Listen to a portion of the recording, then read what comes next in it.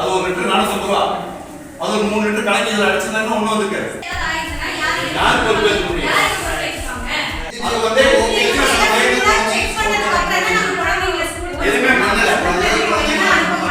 ஈரோடு மாவட்டம் கோபிச்செட்டிப்பாளையம் அருகே கூகலூர் ஊராட்சி ஒன்றிய நடுநிலை பள்ளியில் புதிதாக கட்டப்பட்ட வகுப்பறை கட்டடத்தின் மேற்கூரை இடிந்து விழுந்த சம்பவம் அதிர்ச்சியை ஏற்படுத்தியுள்ளது. விடுமுறை நாளான ஞாயிற்றுக்கிழமை அன்று மேற்கூரை இடிந்து விழுந்ததால் அசம்பாவிதம் தவிர்க்கப்பட்டது. இருப்பினும் வகுப்பறையில் இருந்த LED டிவி, சேர் சேதமடைந்தன. இந்த நிலையில் வகுப்பறை கட்டடத்தின் உறுதித்தன்மை மற்றும் மாணவ மாணவிகளின் பாதுகாப்பை உறுதிப்படுத்தினால் மட்டுமே குழந்தைகளை பள்ளிக்கு அனுப்புவதாக கூறி பெற்றோர்கள் அதிகாரிகளுடன் வாக்குவாதத்தில் ஈடுபட்டதால் பரபரப்பு ஏற்பட்டது.